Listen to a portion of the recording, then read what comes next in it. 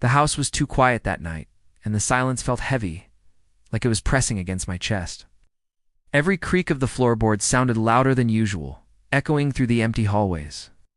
I had grown up here, but the familiarity now felt wrong, like the shadows had moved while I wasn't looking.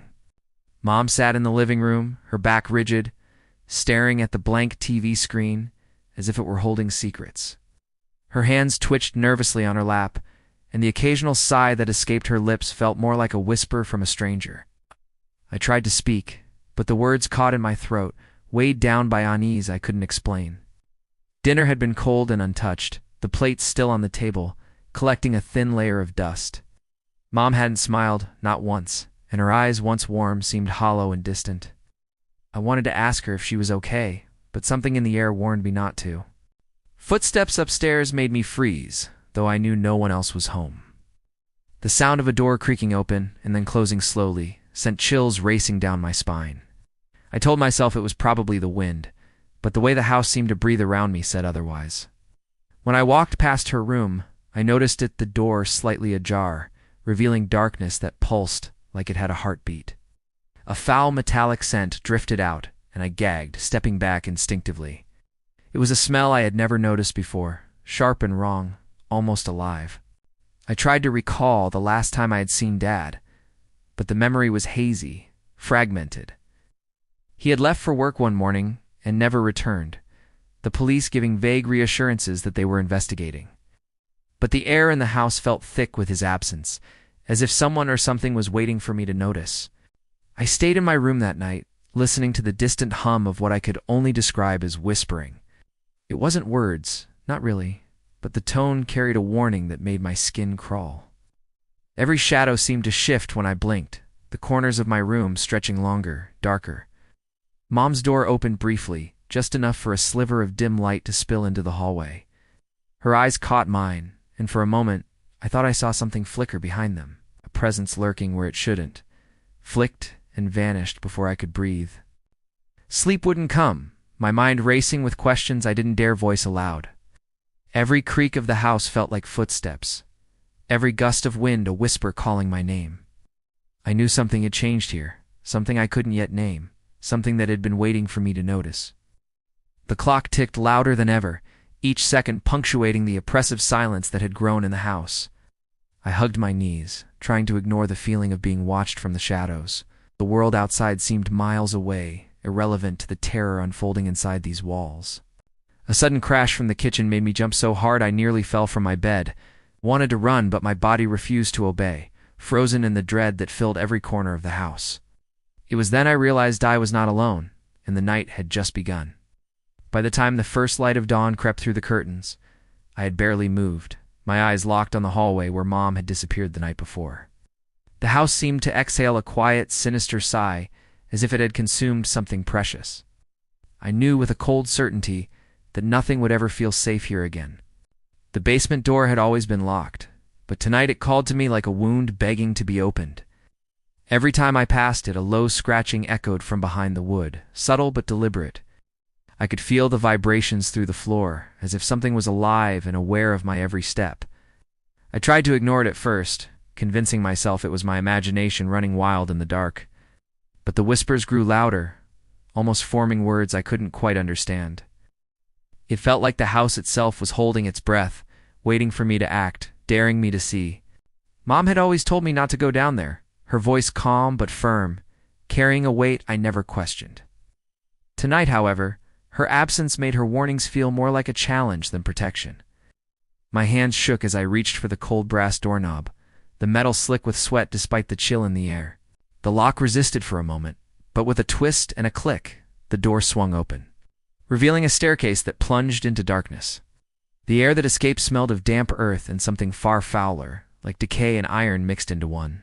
I hesitated, the shadowed steps stretching downward like a gaping mouth ready to swallow me whole. With a deep breath, I descended, each step creaking under my weight. The faint scratching grew louder as I moved, circling around me like an invisible predator. My flashlight barely pierced the blackness, revealing walls covered in strange, scrawled symbols that pulsed under the beam. The basement floor was cold and uneven, and I had to step carefully to avoid the scattered debris. Broken furniture leaned against the walls like sentinels, their jagged edges casting monstrous shapes. I could feel the tension in my chest tighten with every slow, careful step I took. Then I noticed the jars. Rows upon rows of glass containers lined a shelf, each filled with a dark, viscous liquid and shapes that moved, coiling as if alive. The sight made my stomach churn, and I staggered back against the wall, almost falling into the shadows. Scratches and tiny drips echoed across the basement, though I could see no one there. A sudden gust of air whispered across my neck, sending goosebumps crawling over my skin. My mind screamed to leave, but some force held me, compelling me to peer closer at the monstrous contents of the jars. A whisper floated from the darkness, almost like Mom's voice, soft and sweet, beckoning me to touch, to see, to understand. My hand trembled as I reached toward one, the glass slick and cold beneath my fingers. When I recoiled at a movement inside, I realized with horror that whatever lived in those jars recognized me. Footsteps suddenly echoed from above, and panic shot through me like electricity. The sound of Mom descending, slow and deliberate, filled the basement with dread. The air seemed to thicken, as if the walls themselves had closed in, trapping me with a secret I was never meant to witness. She appeared at the top of the stairs, her face calm, but her eyes dark, empty pools that reflected no light. A smile touched her lips, but it was wrong-twisted, knowing and utterly terrifying. I understood then that whatever lived down here was hers, and she had been waiting for me to find it. The news on the radio had been grim, but I didn't think it could touch our little town. People were vanishing, some from their homes, some from the streets, leaving nothing but whispers and fear. The police said it was likely a serial killer, but something about the cases felt different to organized, too deliberate. I noticed neighbors looking over their shoulders, their eyes wide with suspicion and dread. Conversations stopped when I approached, and doors were locked tighter than ever. A sense of unease settled over the town like a heavy fog, and I realized that no one felt safe anymore. At school, rumors spread like wildfire, but no one knew what to believe. Students whispered about shadows that moved without light and strange noises in abandoned buildings. Even the teachers avoided certain topics, their eyes darting nervously whenever the missing people were mentioned. I tried to tell myself it wasn't connected to Mom, that she couldn't possibly be involved. But the memories of that basement, the jars and the strange symbols clawed at my mind. Every time I closed my eyes, I saw the shapes inside those containers writhing, alive and hungry. I began to notice patterns in the disappearances, small but chilling connections. All of the missing had been near the edges of town, or visiting the woods where the trees grew too thick for sunlight. It was as if some invisible hand had chosen them, guiding them toward something terrible. Walking home one evening, I felt the hairs on my neck prickle as shadows seemed to stretch unnaturally. A soft, almost imperceptible whisper called my name, carried on the wind. I froze, realizing that the world around me had shifted, and danger could be anywhere. The more I thought about it, the more I understood the horror that might lie beneath our roof. Mom's behavior, the locked basement, the whispers and scratching I couldn't ignore the possibility that she was connected. Fear twisted in my chest, a knot that refused to loosen no matter how much I tried. I found myself watching her closely, noting every movement, every glance, every word she spoke. Her smiles no longer reached her eyes, and her hands twitched when she thought I wasn't looking. There was something inhuman about her now, a predator hiding in plain sight. That night, I overheard her talking softly, almost in a chant, though no words made sense. Voice was melodic, hypnotic, and somehow terrifying in its calmness. I pressed my ear against the door, unable to stop myself. Knowing that every second I listened brought me closer to a truth I might not survive. The wind outside howled, rattling the windows as if warning me to leave, but I stayed rooted in fear and fascination. Something was moving inside the walls, a presence I could not see, but could feel crawling through the air. My pulse pounded in my ears as realization dawned Mom's secret was far worse than I had imagined. The night I decided to go into the basement, the house seemed alive with warning. Every creak of the floorboards echoed like footsteps, and the shadows twisted in the corners of my vision. My flashlight trembled in my hand, casting a thin, quivering circle of light that barely pierced the darkness. The air smelled thick and metallic, carrying a stench that made my stomach turn. Dust floated in the beam of light, disturbed by some unseen movement, as if the basement itself was breathing. The stairs groaned under my weight, but something deeper, heavier, seemed to watch my every move. When I reached the bottom, the room opened into a cavernous space I had never seen before. The walls were covered with strange symbols, etched deep and glowing faintly as though they pulsed with life. My eyes widened in horror as I realized they weren't just drawings, they were warnings, or perhaps instructions for something monstrous. The shelves were lined with jars filled with thick black liquid and shapes that writhed inside. I gagged at the smell of decay and iron, but I couldn't look away. Whatever lived in those containers twisted and coiled, as though it recognized me, and my heart slammed against my ribs in panic. In the corner, a pile of old newspapers caught my attention, yellowed and brittle, documenting the town's missing people.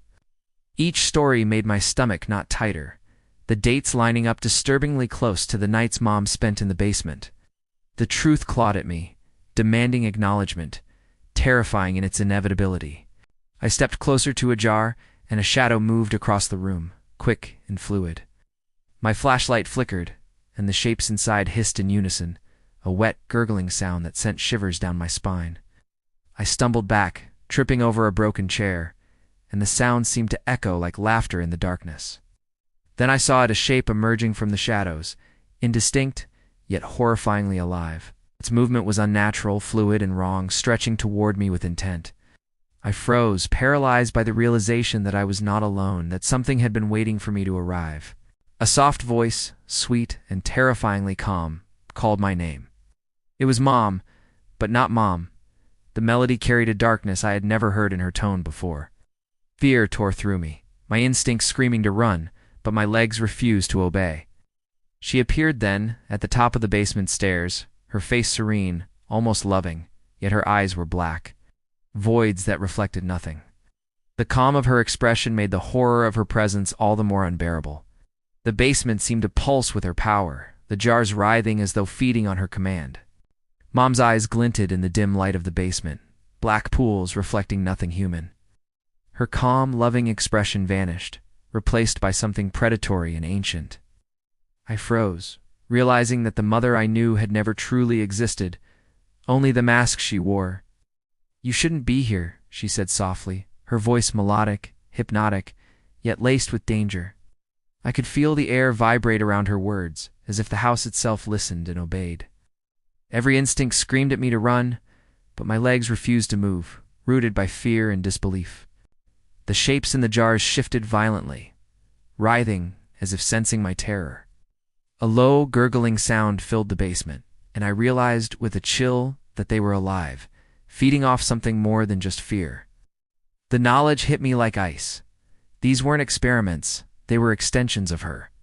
Fragments of a being I couldn't comprehend. She stepped closer, each movement fluid and unnatural, like shadows in human form.